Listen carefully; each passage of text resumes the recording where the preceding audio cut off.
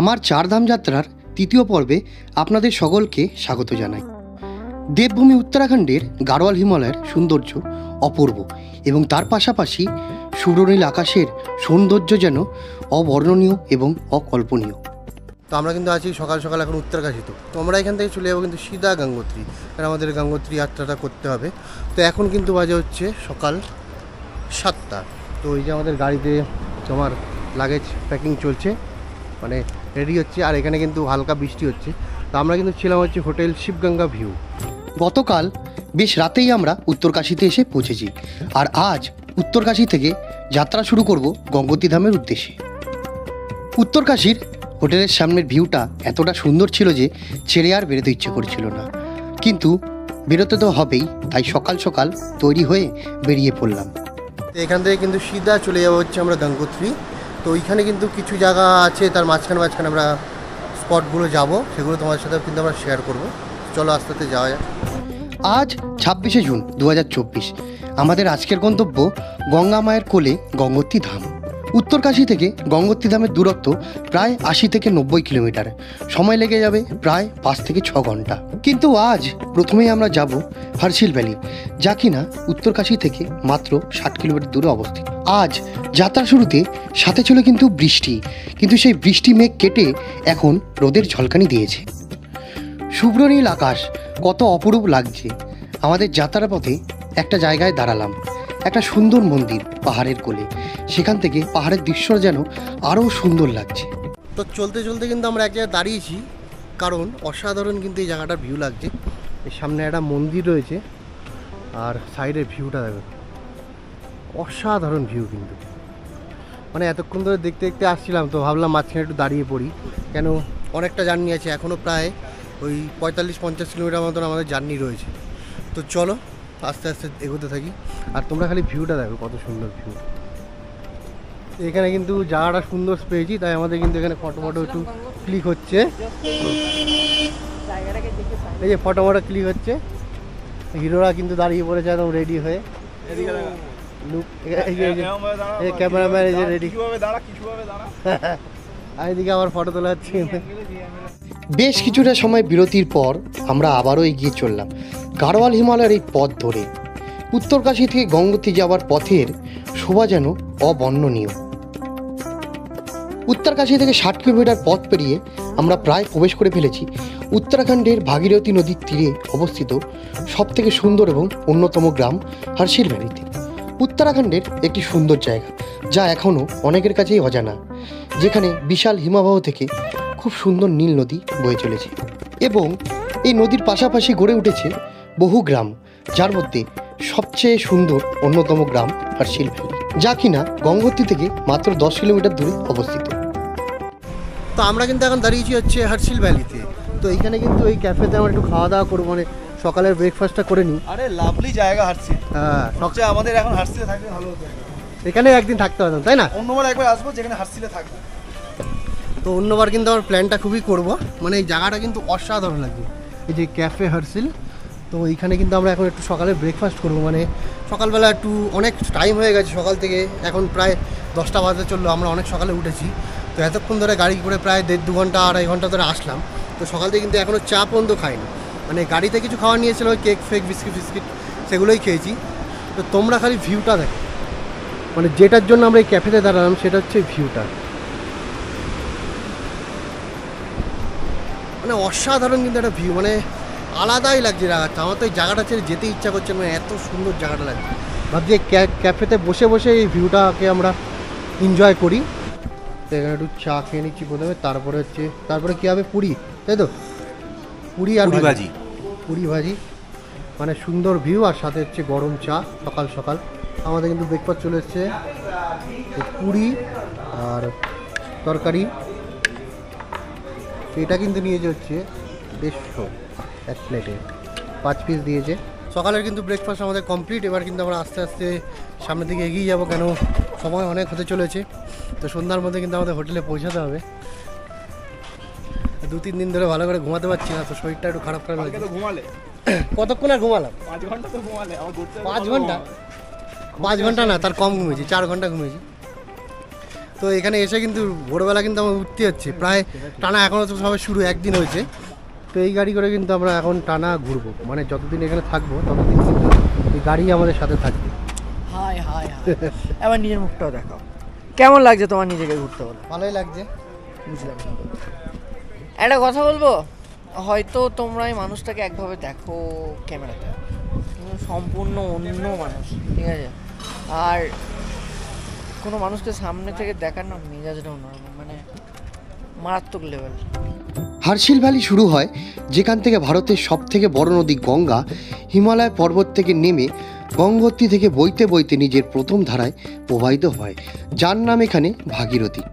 এই ভাগীরথী নদীর পাড়েই রয়েছে হার্শিল ভ্যালি। শুধু নদীই নয়, চারিদিকে রয়েছে বরফে মোড়ানো উঁচু উঁচু পাহাড় এবং সবুজে মোড়ানো আপেল এবং পাইন গাছ। এই সব একসাথে এতটাই সুন্দর লাগে যেন ছোটবেলার আঁকা ছবি বাস্তবতায় ফিরে এসেছে। মনে করা হয় বিষ্ণু মানে হরি যখন নিজেকে শিলারূপে পরিণত করেন, তার নাম থেকেই নাকি এই ভ্যালির নাম হরশিলা বা বর্তমানে হার্শিল, যা পর্যটকদের কাছে খুবই জনপ্রিয়। তো আমরা কিন্তু এখন চলে এসেছি গঙ্গোত্রী রাষ্ট্রীয় উদ্যান, উত্তরকাশী, মানে এইখানে আমরা এখন ঢুকবো। আর এইখানে কিন্তু এন্ট্রি ফি দিতে হবে তোমার 200 টাকা করে পার পার্সন।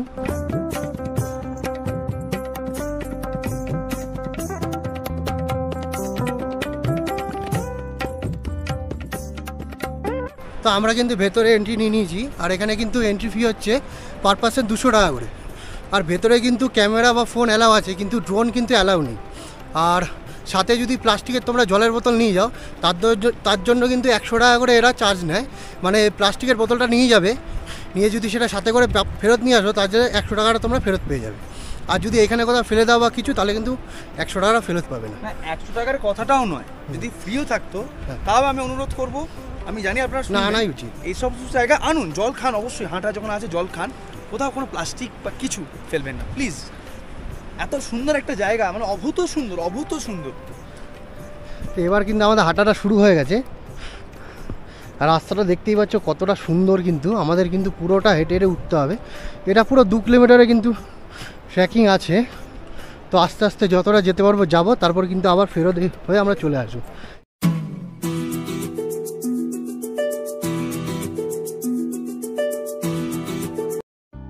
এখন আমরা রয়েছি গঙ্গোত্রী রাষ্ট্রীয় উদ্যান, আর এখান থেকেই 2 কিলোমিটার পথ ট্রেকিং করে যেতে হবে গর্তাঙ্গালি। অপরূপ সুন্দর এই রাস্তা, একদিকে পাহাড় আর একদিকে কিন্তু ভাগীরথী নদী। মাত্র 2 কিলোমিটার পথ, সামান্য চড়াই, অনায়াসেই কিন্তু আপনারা উঠে যেতে পারবেন। সব থেকে ভালো হলো প্রকৃতির মাঝে হাঁটতে আপনাদের মন এবং প্রাণ দুটোই কিন্তু স্নিগ্ধ হয়ে যাবে। তোমরা খালি সাইডের ভিউটা দেখো, মানে কতটা সুন্দর যে লাগছে জায়গাটা, কি বলবো। তো যত কিন্তু আমরা ভেতরের দিকে যাচ্ছি তত কিন্তু এর সৌন্দর্যটা আরও দ্বিগুণ হয়ে যাচ্ছে। শান্তি, আর মনে একটা আলাদাই শান্তি লাগছে। ঠান্ডা হাওয়া, সাইডে কোনো আওয়াজ পাচ্ছি না, খালি নদীর স্রোতের আওয়াজ, ফোনের কোনো নেটওয়ার্ক নেই, মানে লাইফে একটা আলাদাই শান্তি। না আছে কোনো গাড়ি ঘোড়ার আওয়াজ, না আছে কোনো ঘোড়া খচ্চরের উপদ্রব, খালি রয়েছে নদীর কলকল শব্দ আর পাহাড়ের স্নিগ্ধতা।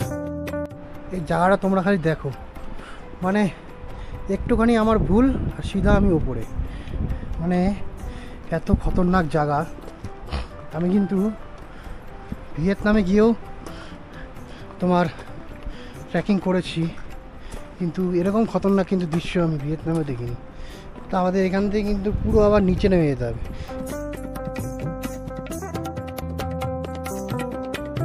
এই যে 2 কিলোমিটারের যে ট্রেকিংটা আমরা করছি, এটা যে কতটা কঠিন, তোমরা যদি এখানে না আসো তোমরা কিন্তু আমার ভিডিওর দ্বারা কিন্তু তোমরা এটা বুঝতে পারবে না।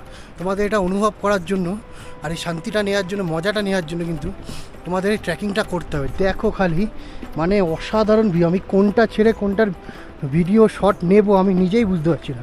তো আর মাত্র কিন্তু 400টা মিটার আমাদের কাছে পড়ে রয়েছে, মানে আমাদের ফাইনাল ডেস্টিনেশনে পৌঁছাতে। এইভাবে প্রায় 1 ঘন্টা হেঁটে আসার পর আমরা এসে পৌঁছালাম গর্তাঙ্গালি সব থেকে গুরুত্বপূর্ণ এবং সুন্দর জায়গায়। রয়েছে একটি কাঠের সিঁড়ি, এটাই গর্তাঙ্গালির মূল বৈশিষ্ট্য। যখন চীন তিব্বত অধিকার করেনি তখন এই গর্তাঙ্গালির এই রাস্তা দিয়েই কিন্তু ভারতের সাথে ব্যবসা বাণিজ্য চলতো। তাহলে বলাই যেতে পারে যে গর্তাঙ্গালির একটা ঐতিহাসিক তাৎপর্যতা রয়েছে। পাহাড়ের কোলে এক অদ্ভুত সুন্দর কাঠের সিঁড়ি, পাশ থেকে বয়ে চলেছে নীল ভাগীরথী নদী। এক অসাধারণ দৃশ্য যা নিজের চোখে না দেখলে আপনাদের বিশ্বাসের অযোগ্য। আর এই জায়গা থেকেই বেশ কিছুটা দূরে রয়েছে তিব্বত বর্ডার।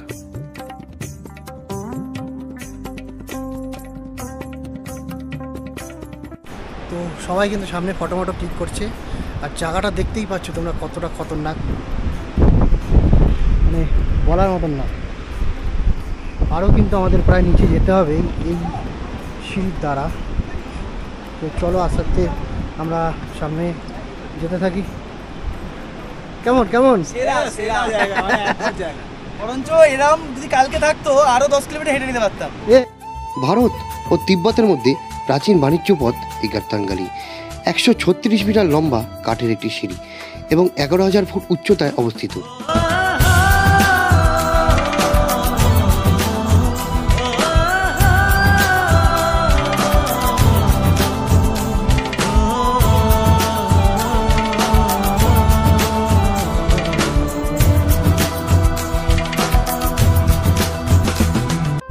তো এখানে কিন্তু আমাদের ঘোরা হয়ে গেছে, বেশিক্ষণ সময় লাগলো না, উঠতে 1 ঘন্টা, আর কিছুক্ষণ নামছি, এই হাফ রাস্তায় ধরে আমি নেমে গেছি।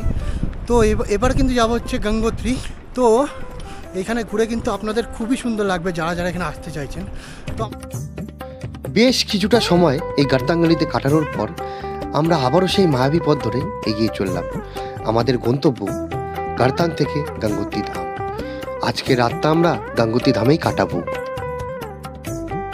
তো আমরা কিন্তু এখন চলে এসেছি গঙ্গোত্রী ধামের এখানে। তো মন্দির কিন্তু এখন দর্শন করব, তার আগে কিন্তু আমাদের এখানে একটা হোটেল খুঁজতে হবে, কারণ আমাদের প্যাকেজের মধ্যে কিন্তু উত্তরকাশীতে হোটেল ছিল, সেখানে আমরা কথা বলে হোটেলটা ক্যান্সেল করে তো আমরা গঙ্গোত্রীতে হোটেল খুঁজে এখানে কিন্তু আমরা স্টে করব। তো চলো আগে যাই, হোটেলটা খুঁজি, খাওয়া দাওয়া করি, তারপর কিন্তু দর্শন করবো আর তোমার সাথেও শেয়ার করবো।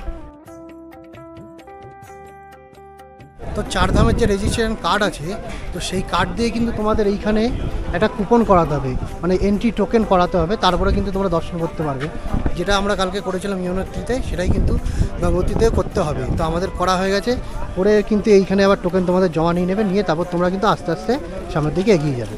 তো আমাদের কুপন করে কিন্তু এন্ট্রি নিয়ে নিয়েছি, তারপর থেকে কিন্তু তোমরা এন্ট্রি নিতেই কিন্তু সামনে এইরকম মার্কেট, তারপর অনেক হোটেল কটেজ এগুলো পাবে, সব মানে পুজোর যে সামগ্রী সব কিন্তু পরপর কিন্তু দোকান এখানে পাবে তোমরা।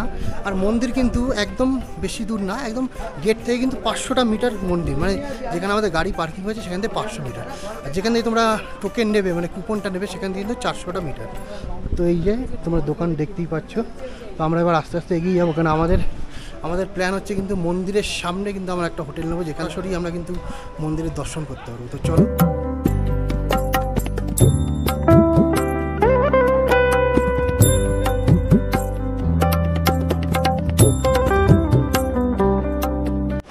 তো আমরা একটা হোটেল দেখলাম, হোটেলটার নাম কিন্তু হচ্ছে পুরোহিত সদন। আর হোটেলটার ভিউটা দেখো, এখানে কিন্তু সন্ধ্যাবেলা বসে গঙ্গা মাতার যে ভিউটা আছে সেটা কিন্তু তোমরা নিতে পারবে আরামসে, খুবই সুন্দর এই জায়গাটা লাগছে। হোটেলের নিচে কিন্তু রেস্টুরেন্টও আছে, তোমরা কিন্তু এখানে খাওয়া দাওয়া করতে করতেও কিন্তু গঙ্গার ভিউটা নিতে পারবে।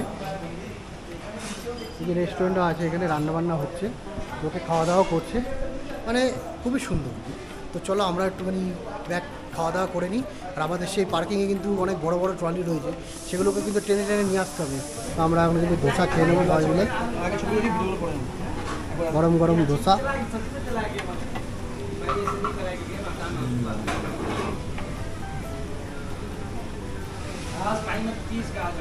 তো খাওয়া দাওয়া করে পার্কিং থেকে কিন্তু আমাদের জিনিসপত্র নিয়ে এবার রুমে চলে আসলাম।